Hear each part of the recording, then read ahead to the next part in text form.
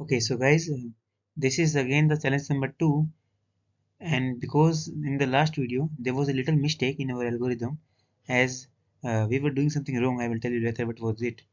But first of all, let me repeat this question.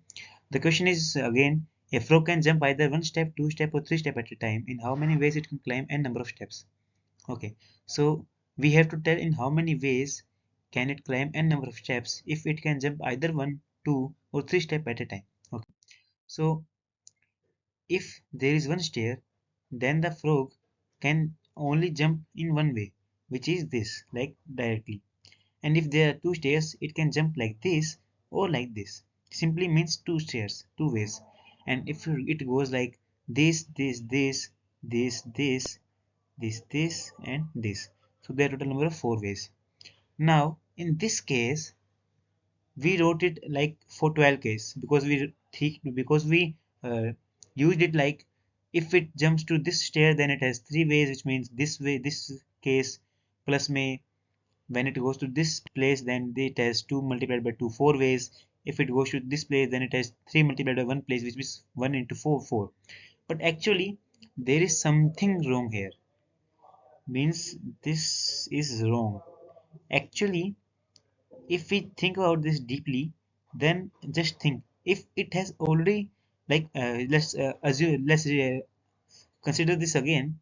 If I say that if it jumps to this place and then it goes to this place, okay, it means 3, the way to climb 3 stairs, which is 4 multiplied by 1, has to climb 1 stair. Okay, let me show you. Okay, so 4 multiplied by 1 stair, which is equals to 4.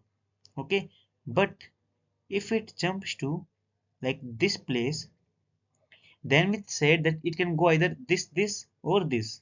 But in this way there is a wrong problem here, as we see that if it jumps to this, then this is already considered in that first part.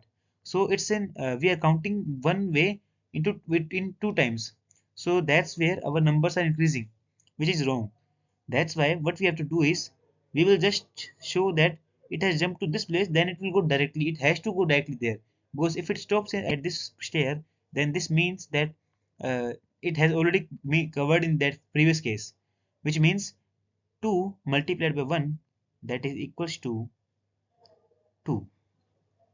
Okay, and in the third case, if it jumps to this place first, then it has to go directly there.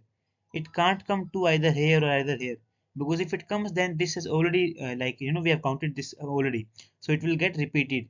So which means 1 multiplied by 1 multiplied by 1, which is equals to 1. So total number of cases is 7. Okay, so that was our mistake. I'm extremely sorry for that. So that's why I'm remaking this video, and I've already made that video private, so that no other child, no other person get like wrong information. Okay, so again this chart, if it is here n minus third, then it has to go there, and if it is there, then it has to go there, and if it is here, then it has to go there. It can't be here. It can't be here because there is no way it can jump directly to this place, right? So it has to go from this place. So we can say that to number of ways to climb n stairs is equals to the number of ways to climb one stair plus me the number of ways to climb to n minus 2th stair and plus me number of ways to climb n minus third place. Okay, so this is our main formula. Okay, now the computer will automatically calculate these things like wn minus 1, wn minus 2, and wn minus 3. We don't have to do anything.